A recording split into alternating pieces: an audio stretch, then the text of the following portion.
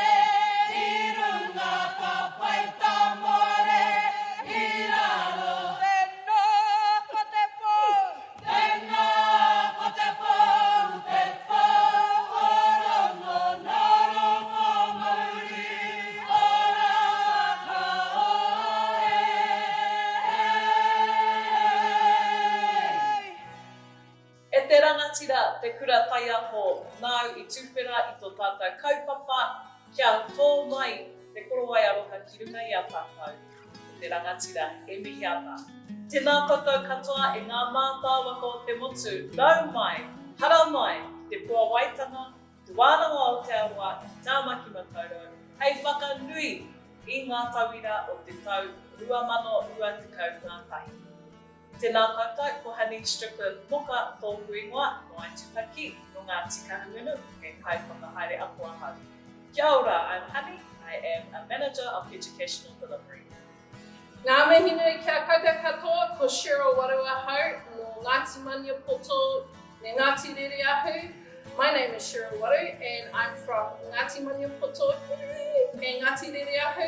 I am a kaiako here at Te Wānanga o te Aroa Whakahaere Pōwai, Adult Tertiary Education, Level 5, and we will be your hosts for the ceremony. Te wānanga o te aroa firmly believes in celebrating tauira success and achievement.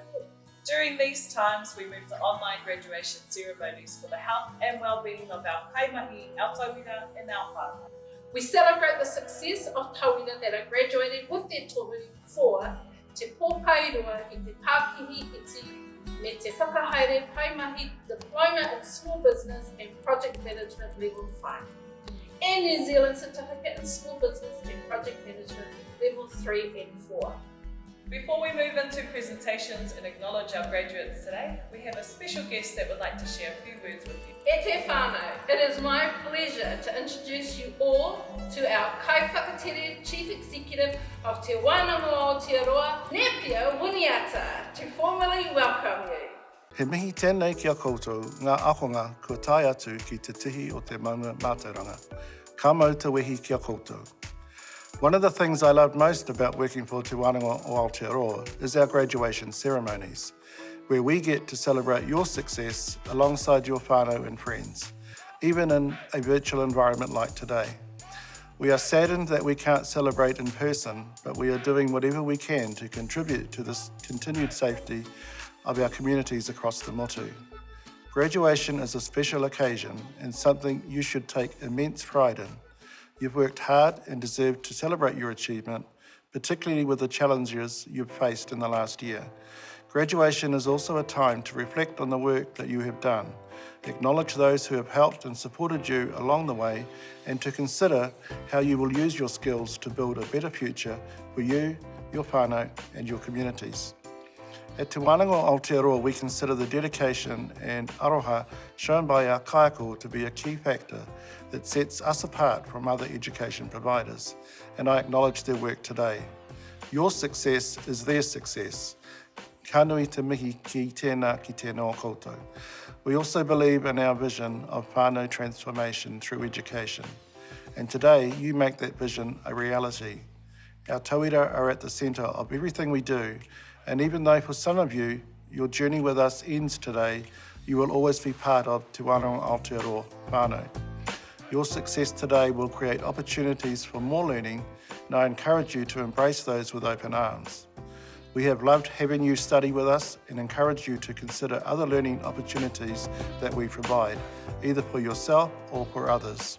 Help spread the word. Again, I congratulate you on your success and acknowledge the faith you have shown in Te Wānanga o Aotearoa. Ka mutu no iho aku kōrero mo tēnei wā ki o koutou, tēnā koutou, kia ora mai tātou katoa.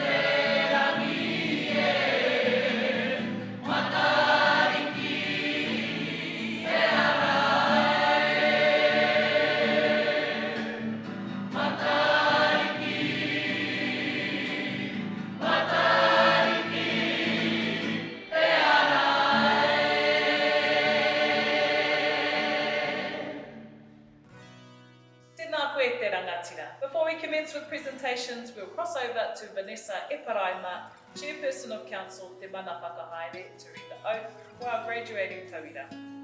Papa ki kawana ngā tai o aroha, rere nei te au o whakamanawa I te moana nui o te ngākau.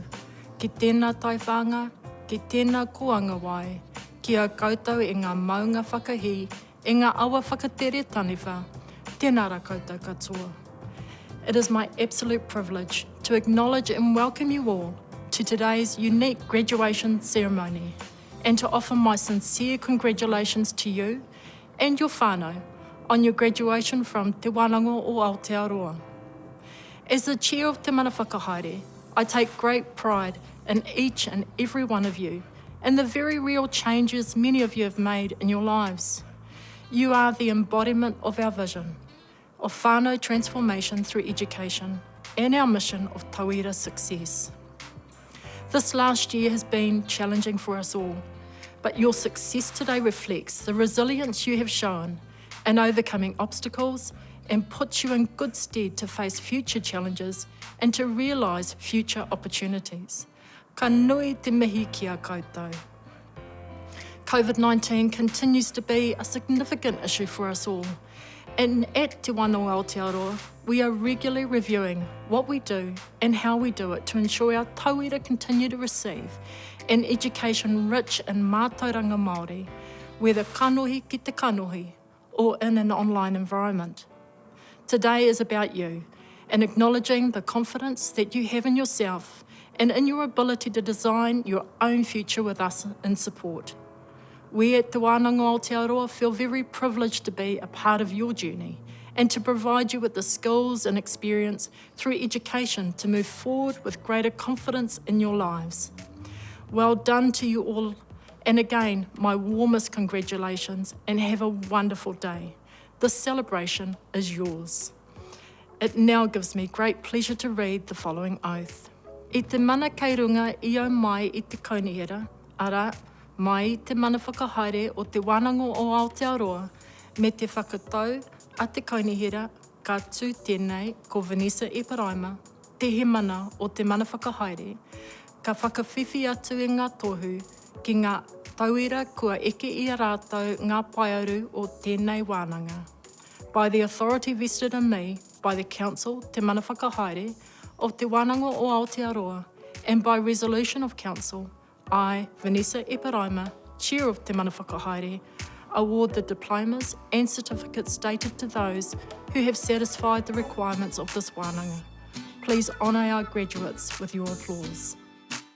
Nā reira e ngā kaiako, e ngā tauira o te Arawhānui e mihi ana, we will now present our graduating tauira for te Pōkairua I te Pakihi iti me te Whakahaere Paemahi Diploma in Small Business and Project Management Level 5.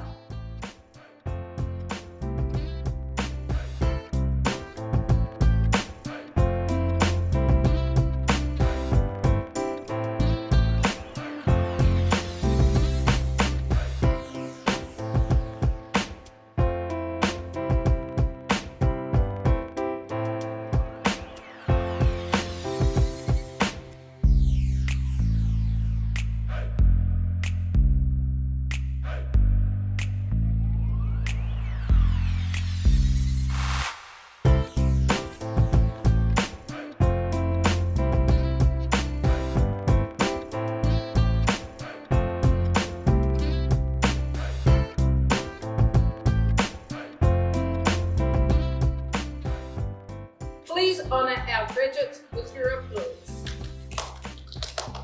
We will now present our graduating tauira for the New Zealand Certificate in Small Business and Project Management 3 and 4.